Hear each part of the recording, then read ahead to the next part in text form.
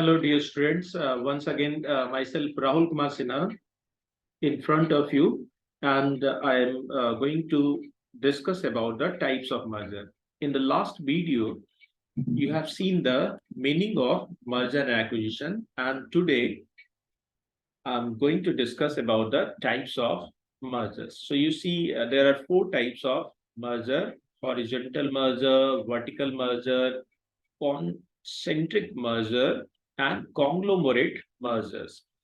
So in the last lecture, you have seen that what is the meaning of merger. In the case of merger, you have seen that two companies, they are combining together to run their business.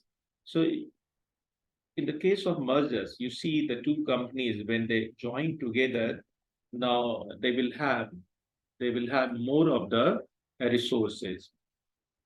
In the last lecture, even you have seen regarding what is the meaning of acquisition. Acquisition, it means that the larger company acquires smaller company. तो आपने last class में देखा कि merger और acquisitions क्या होते हैं, और साथ ही साथ आपने देखा टाइप्स ऑफ मर्जर एक्विजिशंस क्या है।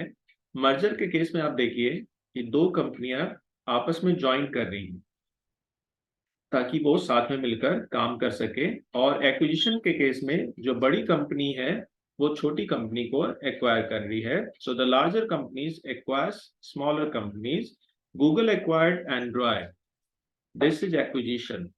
And in case of mergers, the two companies of the same size they combine together. So आपने ये भी एग्जांपल भी देखा था, डिज्नी और पिक्सर, दो कंपनियां जो आपस में मर्ज कर रही हैं और ताकि वो साथ में मिलकर काम कर सके। और एक्विजिशंस के केस में क्या हो रहा है कि बड़ी कंपनी जो है वो छोटी कंपनी को एक्वायर कर रही है। तो जनरली यू हैव सीन कि जो बड़ी मछलियां होती है वो छोटी मछलियों को निगल जाती है। तो एक जो ज्यादा रिसोर्स वाली कंपनी है, जिनके पास कैपिटल ज्यादा है, तो वो छोटी कंपनियों के शेयर्स को खरीद लेती है। This is the acquisition.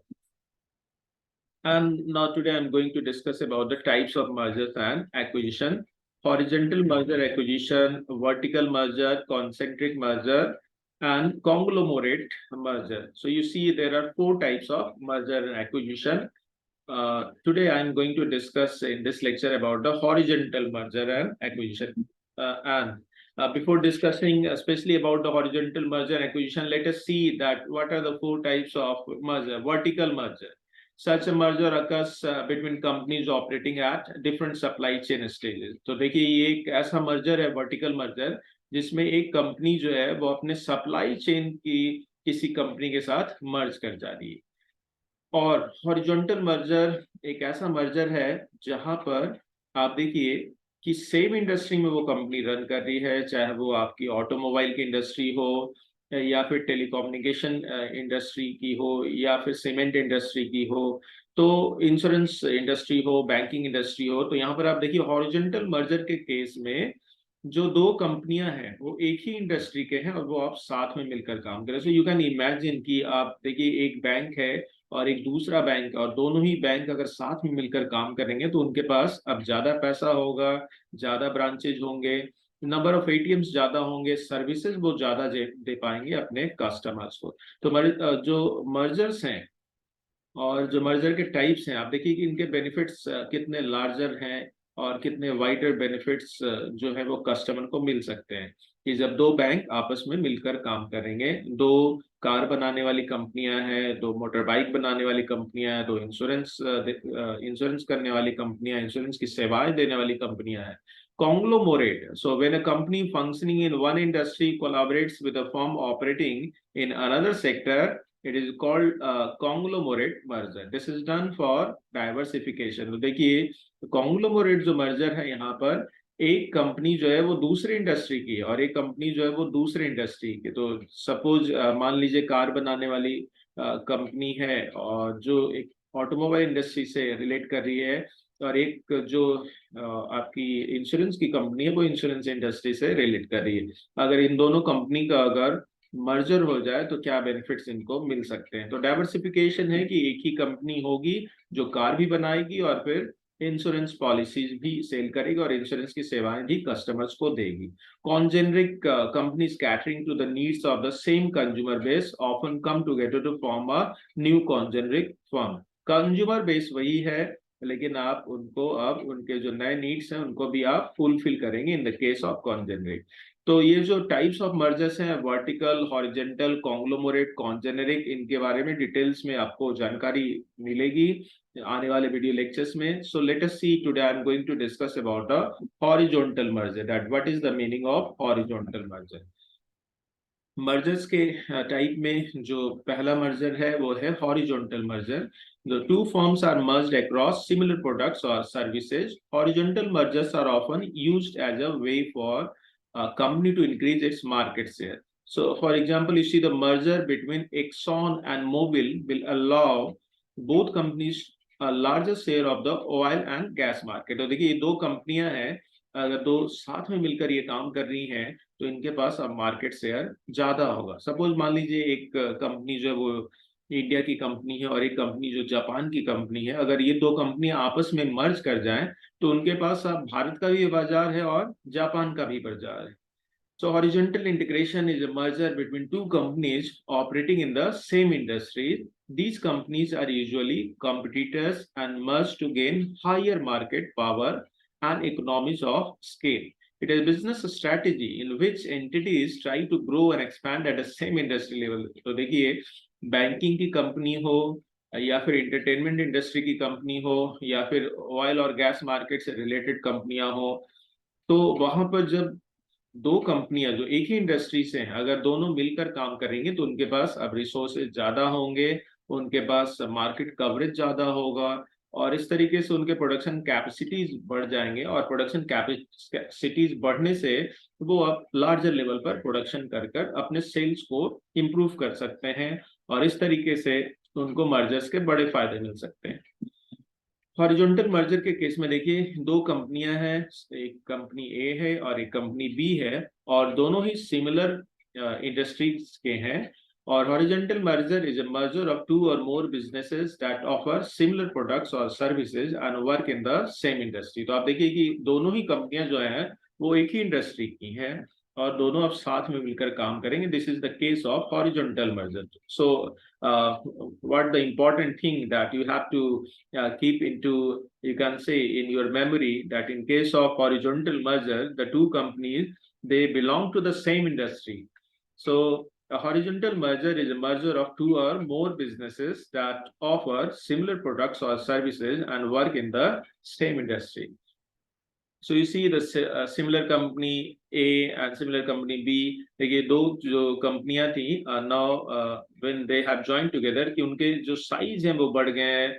Size बढ़ने का मतलब है कि उनके कैपिटल बढ़ गए हैं, उनके you can say production capacities बढ़ गए हैं, उनके मार्केट शेयर्स बढ़ गए हैं। now they will be the benefited firms.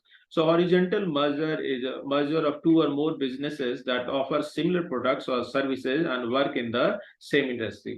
The merged company bring economies of scale by reducing the overall cost of the business and enables the new entity to offer a wide range of products and services to customer in the most efficient way. And both the companies will be able to function more efficiently and cut down on the common cost. So you see that the benefits they are getting, the merged company, the company A and company B, now there will be the new company, company AB, and AB company, now they will have the more of the resources, and when they will have more of the resources, they can produce at larger scale, and in this way they can reduce the cost.